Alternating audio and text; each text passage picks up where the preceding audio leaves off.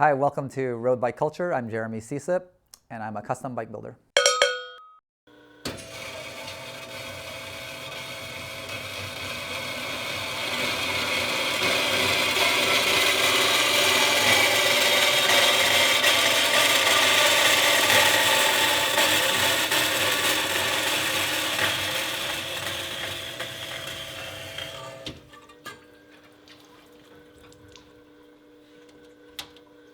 So how did you get into building custom-built bikes? I was in art school at the time. This is 1990-ish, roughly. And I was into bikes. I was road bikes all the time, mountain bikes and road bikes. And I decided I didn't want to be in school doing what I was doing, which was product design at the time. And I started calling a bunch of frame builders that I knew that made handmade bikes, like Salsa, Bontrager, was the two kind of known brands at the time as far as mountain bikes up in Northern California. So I started calling them around. Ross Schaefer, actually, from Salsa, gave me his buddy's phone number, which happened to be Paul Sadoff from Rock Lobster Cycles. And I was telling him what I wanted to do, wanted to learn how to build bikes, and if he needed an apprentice, for example, and he took me in as an apprentice. And so I left school, moved up to my parents' house, which was in Fremont at the time, and started commuting to Santa Cruz. Yeah, so I kind of learned how to work with metal at the time, like, using the chop saw, using the lathe. I didn't build anything there. I just helped him out, swept the floor, whatever he needed me to do. And then shortly after that, I took a class up at UBI, which is a frame building school in Ashland, Oregon, which was, at the time, there was a class that was being taught by Albert Eisentraut, who's also kind of a known frame builder, and he's in Oakland. So I took my class up there, built my first frame with him, and then went back to Rock Lobster knowing a little bit more on how to build bikes and work with my hands. And then in 1992, the end of 92, my brother had graduated from Art Center and we both started Sycip Designs. Couldn't figure out a name, so we used our last name, how we started building bikes. So from then on out, it's been a business. How did you get your name out there to build bikes? So at the time, there was no internet. I'd never heard of the web. That didn't exist. So we used to go to trade shows. Interbike was a big one that we went to every year, starting in 93, I believe, or 94. Sea Otter was just getting started. It was already a race, but not many vendors used to go to that. So we used to go to Sea Otter every year. We used to go to Mammoth every year, have a booth, we got like a 10 by 10 booth and got our name out there. We also had a team. So our friends basically who raced, and we all, sometimes they had friends that raced, so we got a little team going. So what kind of materials do you like to work with? So mostly steel. Just it's easy to work with. It's reasonable, like price. It's good price point. I like the ride quality, so I like steel mostly, but I do titanium and aluminum as well. The first time I heard about your name was when Chris Cosentino opened Boccalone in the Ferry Building, and there was a bike out front that was a really cool looking bike, and it had your name on it, Sycip. And then from there, I just sort of started hearing your name more and more around the area. So how did you get into making a bike like that for Chris Cosentino? For that particular one, so Chris and I go way back, first of all. Before he became a chef, before he opened up Boccalone, we've known him in the racing world. We used to go to 24-hour races. He was really known for racing 24-hour single-speed mountain bike races, solo. So I used to see him. We've known each other because of that. And I think he reached out to us when he was opening that shop and they needed a delivery bike. So that was really a delivery bike? Yeah. Like he actually delivered stuff with that bike. Yeah, it just wasn't out front as a display. Yeah, no. That started off as a full, they needed it to hold a cooler, to hold cut meats and deliver to other grocery stores or other delis, as well as deliver sandwiches. And I think it was used for that for a short period of time. And you do other metal work other than just building bikes? Yes.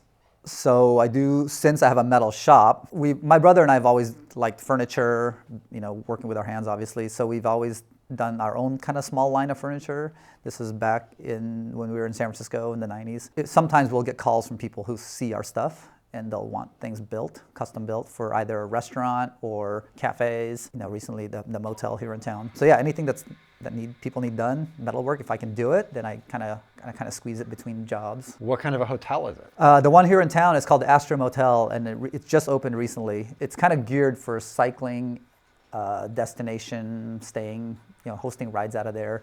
One of the owners is Andy Hampston. It's a great location for a hotel like that because Santa Rosa has amazing rides out here. Yeah.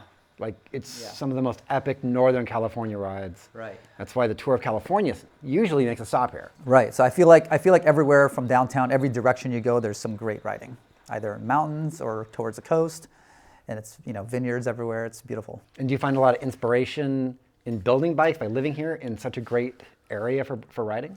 Yeah, I think so. Yeah, so I'm where we are now. My shop is right next to Annandale State Park, so that's where I go mountain biking mostly. Lots of great road riding from here as well. So towards Napa or towards Sonoma or towards the coast. Sonoma County recently had a really big fire. And so how close did that get to your house? What was your life like during that? So we were evacuated for about 11 days or so. Well, first week it wasn't a mandatory evacuation, but it was so smoky. I lost power, so I couldn't work anyway.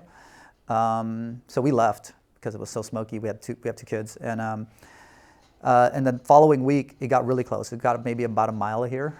So we were definitely on a mandatory evacuation at that point. So about 11 or 12 days I was out of the shop. So we were staying at my folks' place in the East Bay. Shop is still here. So I'm back and working.